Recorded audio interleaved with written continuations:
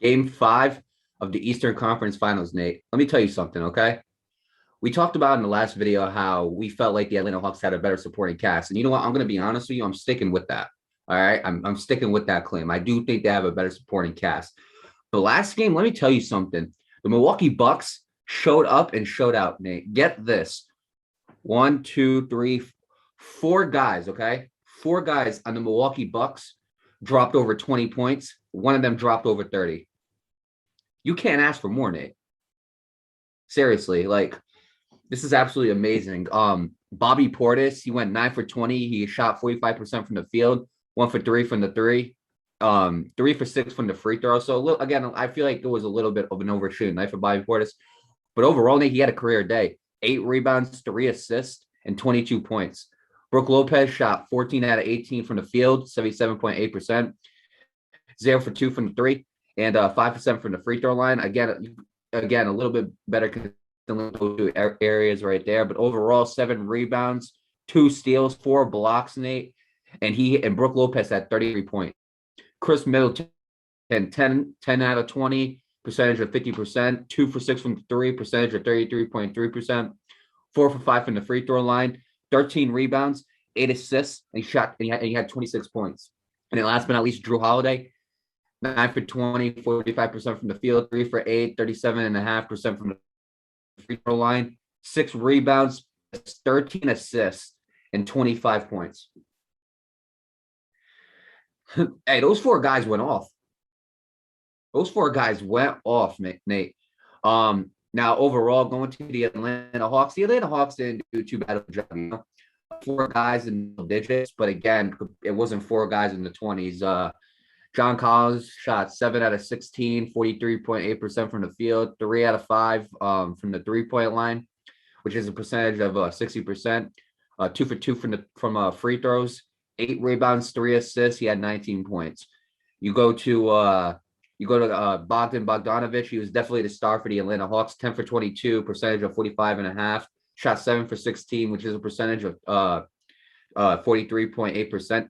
He only had 1 free throw. He made it. 5 rebounds, 4 assists, and he shot 28 points.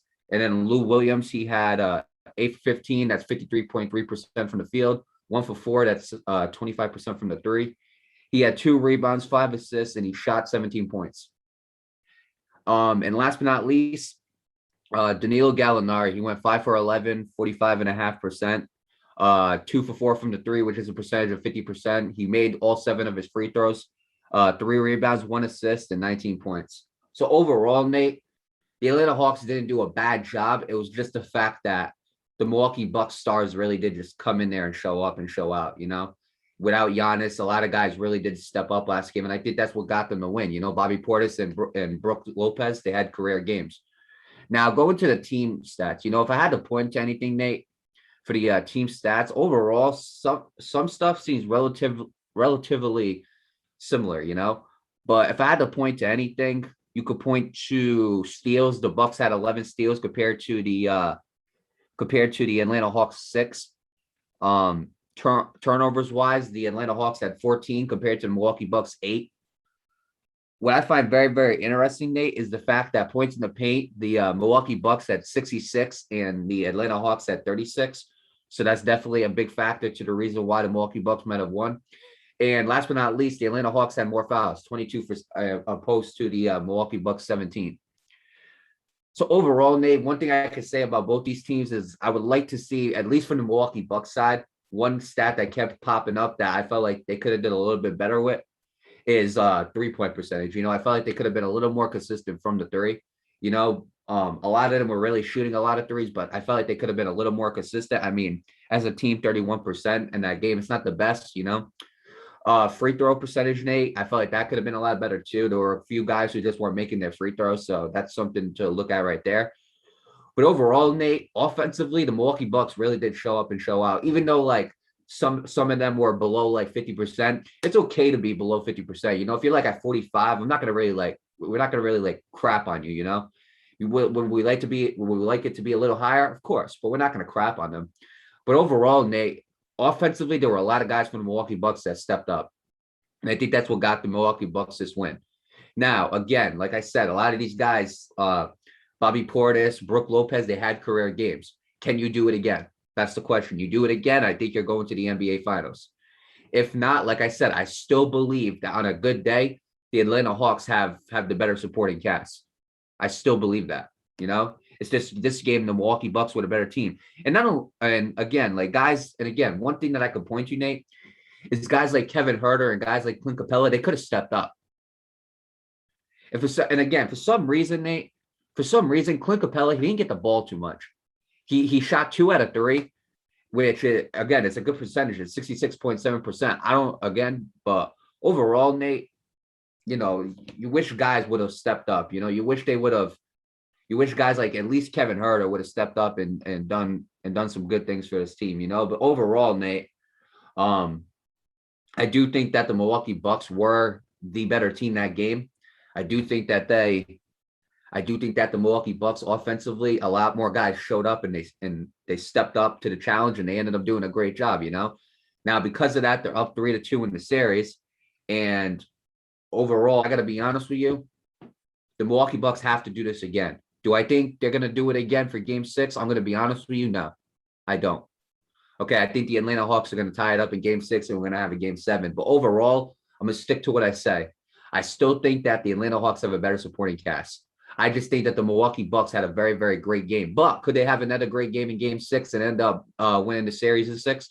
Yeah, of course they can do that. I just can't see it happening. You know, because the thing is, when guys have a career game, the reason why they call it a career game is because it's the best game of your career. You know, very rarely in the NBA do we see a guy have a career game and then do it the exact next night, you know, but better. We rarely see that. But it could happen. You know, Bobby Portis has been a very crucial piece to this team since Giannis left. Brooke Lopez, again, he's been doing a good job as the center for the Milwaukee Bucks. In my opinion, I still pick Clint Capella on a good day. Chris Middleton, Drew Holiday, they've been stepping up as well. They've been doing what they needed to do, so credit to them. But overall, Nate, it just comes down to the fact that the Milwaukee Bucks stepped up offensively. That's as simple as that. You know, both teams played a good game, but at the end of the day, the Milwaukee Bucks, I felt like did more too, offensively at least, to get themselves to win. So with that being said, you know, congratulations to Milwaukee Bucks on winning Game 5. Game 6 is going to be, I believe, Saturday. It's gonna be on Saturday, 8:30 p.m. on TNT. All right, so make sure you guys go check that out. Overall, again, congratulations to Milwaukee Bucks on taking Game 5, and we'll see what happens in Game 6. Right, I'll take it from here. First of all, it was a good win by the Milwaukee Bucks. You know, and like you said, a lot of things were similar. You know, the supporting cast stepped up like they should have because both of their stars are gone. You know, that's what we expect now at this point. I look at it, Mario, and like you said, there are some. It was just overall a very similar game. It was just the Milwaukee Bucks played a better game. That's just what it was. It really all came down to who was better. But when it comes to Game 6, Mario, the Hawks can't let that happen because now they're on the brink of elimination. I think the Hawks right here, I don't think they need to do this. They need to force a Game 7. And that's just what it is because we still don't know what's going to happen to Giannis or Trae Young. We don't know if they're coming back this series. We don't. So if I'm both teams, I'm taking advantage of that. Their stars are gone, and at this point, it's just their supporting cast basically doing the job. And again, like I mentioned, the Atlanta Hawks supporting cast they showed up. They did what they had to do. It just wasn't enough. You know, but in Game 6, you have to make sure that what you do is enough to win. That's what I'm doing if I'm the Atlanta Hawks. I'm making sure what I do is enough for us to force a Game 7. That's just what it is. And yeah, Mario, again, 3-pointers, you could point to that as a factor as to why the Atlanta Hawks lost. It was 39.5%, which isn't the worst thing in the world. But again, you do want that to be better. Field goal, it was below 50%, but again, it wasn't the worst thing in the world. The Bucks, as for the Bucks, they could be better at 3-pointers. I'm going to be honest, it was only 31%, which really isn't all that great. But overall, Mario, this looks at this point without both stars, it looks to be pretty even. So we'll see what happens come Game 6. Basically, you covered everything, so I'm not going to repeat myself. So, with that being said, congratulations to Milwaukee Bucks on winning Game 5. Again, they're one game away from the NBA Finals. So We'll see what happens on Saturday. Again, that game will be on Saturday, 8:30 p.m. on TNT. So make sure you watch that. So going back to Atlanta as well. So Atlanta has something going for them right there. So best of luck to both teams come game 6, and we'll see what happens.